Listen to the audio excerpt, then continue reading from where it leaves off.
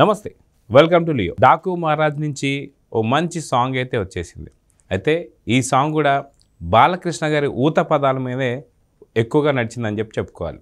అయితే సాంగ్లో పదాలు ఎంత క్రేజ్ని అయితే క్రియేట్ చేశాయో అదేవిధంగా బాలకృష్ణ గారి యొక్క స్టెప్పులు కూడా అంతకన్నా క్రేజ్ అని చెప్పుకోవాలి. అయితే మొత్తానికి సాంగ్ ఎలా ఉంది, సాంగ్కి కొరియోగ్రఫీ ఎవరు, మొత్తానికి ఈ డీటెయిల్స్ మనతో పంచుకోవడానికి సీనియర్ జర్నలిస్ట్ హేమసుందర్ గారు ఉన్నారు.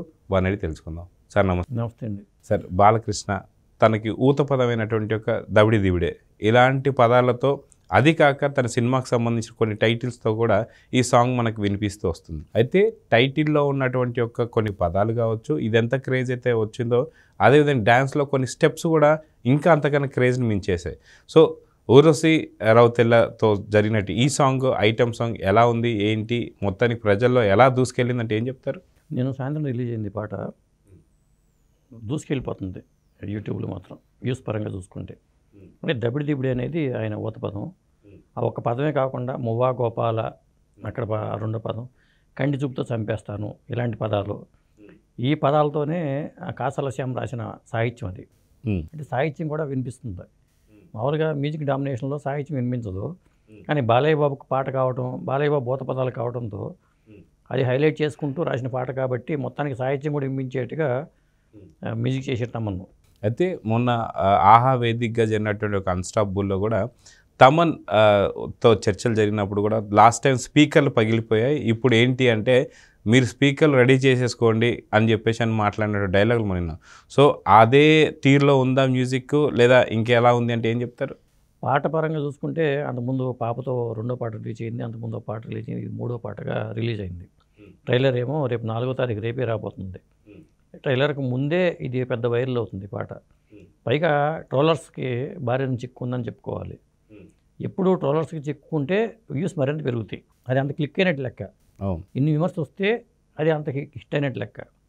ఎందుకంటే భాగ్యశ్రీ బోర్సే అనే నటితో రవితేజ డ్యాన్స్ మూమెంట్స్ అనేది ఆ మధ్యన వైరల్ అయినాయి. ట్రోల్స్ కూడా గురైంది ఆ పాట మిస్టర్ బచ్చన్లో. ఇప్పుడు ఆ తరహాలోనే ఈ పాటకి మూమెంట్స్ పరంగా శేఖర్ మాస్టర్ డ్యాన్స్ కొరియోగ్రఫీ చేసినా కానీ బాలయ్య బాబు మూమెంట్స్ అన్నీ మరీ వల్గారిటీ లాగా అనిపిస్తుంది. బాలయ్య బాబు చేయటం ఏంటి, పైగా డాకు మహారాజ్ అంటే ఒక ఏదో సందేశాత్మకంగా, అంటే సందేశం అని కాదు కానీ ఒక ప్యాటర్న్లో వెళ్ళిపోయే సినిమా కదా, ఇలాంటి పాట అవసరమా అని కొంతమంది ట్రోలర్స్ కామెంట్స్ తీయటం కానీ ఇలా రకరకాల కామెంట్స్ అయితే పాట మీద వస్తున్నాయి. పాట మాత్రం మ్యూజిక్ పరంగా కానీ, సాహిత్య పరంగా కానీ, డ్యాన్స్ పరంగా కానీ, కొరియోగ్రఫీ పరంగా కానీ కూడా చాలా వైరల్ అవుతుంది. అయితే మొత్తానికి డాకు మహారాజ్ సంబంధించి ఇది ఐటమ్ సాంగ్ కింద అనుకోవచ్చు అంటారా? ఖచ్చితంగా ఐటమ్ సాంగ్. ఊర్వశి రౌతేలాతో ఈ పాట చేయించారు. అంటే ఈ మధ్యన ఐటమ్ సాంగ్స్కి ఊర్వశి రౌతేలను తీసుకొస్తున్నారు కాబట్టి ఆ అమ్మాయితో, ముఖ్యంగా ప్రజ్ఞా జైస్వాల్, శ్రద్ధా శ్రీనాథ్ వీళ్ళందరూ ఉన్నా కానీ మరి వాళ్ళ పాటలకి మరి వేరు డిఫరెంట్గా. ఇప్పుడు ఊమంటావా మామ పుష్పలో ఎంత వైరల్ అయిందో అలాగే పుష్ప 2లో పాట కూడా అంతే వైరల్ అయింది. కాబట్టి అందరూ కూడా ఒక ఐటమ్ సాంగ్ మీద ఫోకస్ పెడుతున్నారు మళ్ళీ. ఇదివరకు జయమాలిని, జ్యోతిలక్ష్మి, సర్దార్ పాపారాయుడు సినిమాలో జ్యోతిలక్ష్మి చీర కట్టింది చీరకే సిగ్గేసింది అనే పాట ఉంటే అప్పట్లో ప్రతి హోటల్ దగ్గర ఈ పాట వినిపించేది. అంత వైరల్ అయింది ఆ పాట. అంటే ఐటమ్ సాంగ్కి ఉన్న క్రేజ్ అలాంటిది. అందుకని మళ్ళీ ఆ రోజులు రిపీట్ అవుతుంది ఏమనిపించేలాగా ప్రతి సినిమాలో కూడా ఒక ఐటమ్ సాంగ్, ఒక ఐటమ్ గారిని తీసుకొచ్చి ఆవిడ చేయించడం, లేదా హీరోయిన్లతో ఐటమ్ సాంగ్ చేయించడం అనేది ఇప్పుడు మా కొంత కొత్త ట్రెండ్ అనుకోవాలి. హీరోయిన్లు కూడా పెట్టేస్తున్నారు ఐటమ్ సాంగ్స్లో. అదండి. అయితే మనం చూసుకుంటే బాలకృష్ణ గారి సినిమాలన్నీ కూడా ఒక ఎత్తు అయితే ఇప్పుడు డబుల్ హ్యాట్రిక్ దిశగా వెళ్తున్నటువంటి ఒక సినిమా కింద మనం చెప్పుకోవాలి డాకు మహారాజ్. సో అంచనాలు ఎలా ఉన్నాయి, అదిగాక సంక్రాంతి బరులు నించుంటున్న పుంజు కింద మనం చూసుకోవాలి. సో మిగతా పుంజులతో పోటీ పడేటువంటి పరిస్థితుల్లో ఈ యొక్క పుంజు పైన ఎలాంటి అంచనాలు అంటే ఏం చెప్తారు? రేపు ట్రైలర్ రాబోతుందండి, 4వ తారీఖు ట్రైలర్ రాబోతుంది. ట్రైలర్ కోసం చాలామంది బాలయ్య బాబు అభిమానులంతా వెయిట్ చేస్తున్నారు. ట్రైలర్ చూడగానే ఇది ఏ తరహాలో ఉంటుంది, ఎలా ఉంటుంది అనేది మనకు అర్థమైపోతుంది.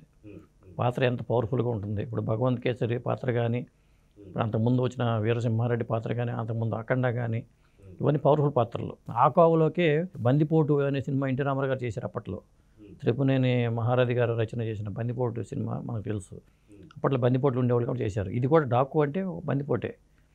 డాకు మహారాజ్ అనేది ఆ పాత్రకి హైలైట్ అయిన పాత్ర. పాత్ర పేరు సీతారామ లేకపోతే ఇంకేంటి అనేది తెలియదు మనకి. సర్కార్ సీతారామ అనుకున్నారు కాబట్టి. మొత్తానికైతే రేపు ట్రైలర్ వచ్చితే ఆ సినిమాలో పాత్ర పేరేంటి, అతను డాకు ఏంటి, డాకు ఎలా అయ్యాడు, ఏమన్నా క్లూ దొరకడానికి అవకాశం అయితే ఉంది. సో ఈ సినిమాపై అంచనాలు అయితే భారీ ఎత్తున ఉన్నాయి. అది కాక సంక్రాంతి బరిలో నిల్చోబోతుంది. సో ఈ పాట ఎంతవరకు హైప్ని ఇచ్చింది ఈ యొక్క సినిమా కంటే ఏం చెప్తారు? బాలయ్య సినిమా పాట అంటే ఒక మాస్ మసాలా ఉండాలి. కాబట్టి బాబీ దాని మీద ఫోకస్ పెట్టి ఈ పాటకి రూపకల్పన చేయించినట్టుగా తెలుస్తుంది.